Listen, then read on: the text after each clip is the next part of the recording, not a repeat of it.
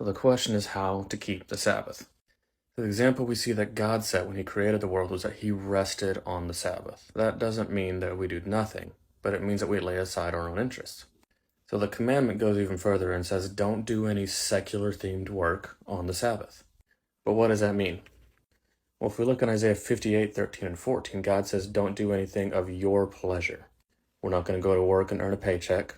We're not going to watch movies. We're not going to play video games. We're not going to go shopping, play golf, sports, or anything like that on the Sabbath. That would be our pleasure kind of thing. And God says, don't do that. Why? Because we need to focus on Him. He says we need to call the Sabbath a delight. We need to call it holy. We need to honor it and honor Him by keeping it.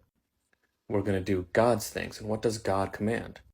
Well, the example of Jesus is that he went to church on the Sabbath. He went to the synagogue, that was their version of church, on the Sabbath.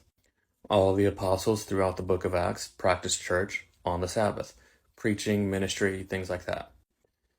On the Sabbath, Jesus also did works of mercy and healing. In John chapter 5, he healed a man who was paralyzed for 38 years on the Sabbath.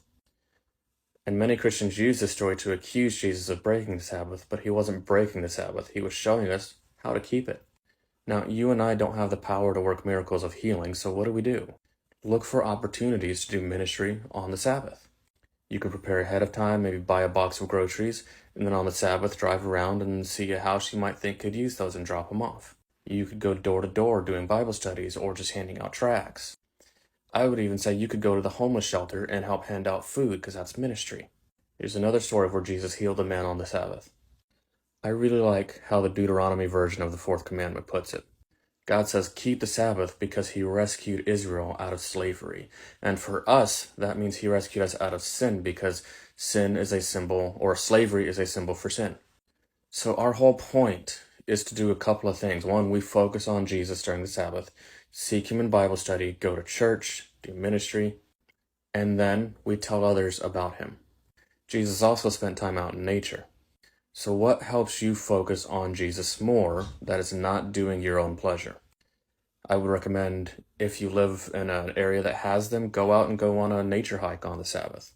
Spend time with church family, spend time with friends talking about Jesus. Because the Sabbath is all about becoming closer to Jesus. And it's also about bringing others closer to Jesus. It's not about doing nothing, because that's what the Pharisees commanded. They were ridiculous with their rules.